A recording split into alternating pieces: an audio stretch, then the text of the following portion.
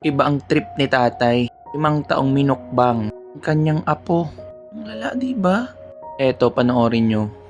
Arestado dito po sa Marikina City ang isang 53 anyos na lolo dahil po sa paulit-ulit na panggagahasa sa apo ng kanyang sa loob ng 5 taon. Ang unang insidente nangyari po taong 2021 nang 10 taong gulang pa lang ang biktima na nabuntis at ngayon ay may 1 taong gulang na anak. Hindi na nakapalag ang 53 anyos na lalaking ito nang arestuhin sa kanyang bahay sa Barangay Concepcion 1, Marikina City. Sinilbihan siya ng arrest warrant dahil sa umunoy paulit-ulit na panggagahasa sa menor de edad niyang step-granddaughter. Ayon sa pulisya, taong 2021 nang mangyaring umano ang unang insidente sa Barangay Tumana sa nooy 10 taong gulang na biktima. Kasama raw sa bahay ng biktima ang kanyang ama at tiyahin. Pero sa tuwing magtatrabaho sila, pinupuntahan daw ng akusado ang biktima para gawin ng pangahalay. Nangyayari yan every time na nalalasing yung kanyang step-grandfather.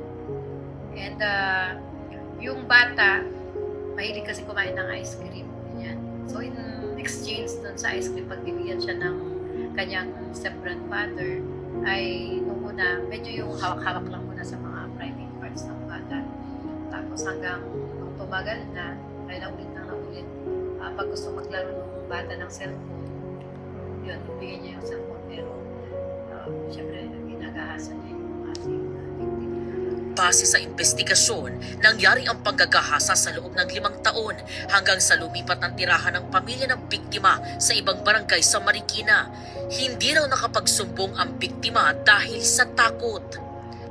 Napansin ng tita na may kakaiba sa kanyang katawan. Kaya inabuti nila na magkanak ng pregnancy test sa bata. And from there po, hindi siya nag-turn positive. Find out nila na she's already 8 months pregnant. Doon na raw umamin ang biktima sa ginawa ng kanyang step-grandfather.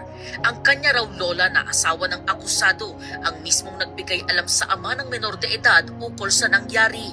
Nitong July 22, inilabas ng korte ang arrest warrant laban sa lalaki. Sinubukan ng GMA News na kunan ng pahayag ang akusado pero tumanggi siya. Naharap siya sa 5 counts of statutory rape, 5 counts of sexual assault, at acts of lasciviousness. Tumanggi ring magbigay ng pahayag ang pamilya ng biktima. Akala niya siguro habang buhay niya yung magagawa. Pero grabe no, 5 taon. Kawawa naman yung bata. Di niya pa nalalaman ang tunay na buhay. Pero pinigilan niya na agad-agad. Grabing perwisyo mo tay, sobrang sagad.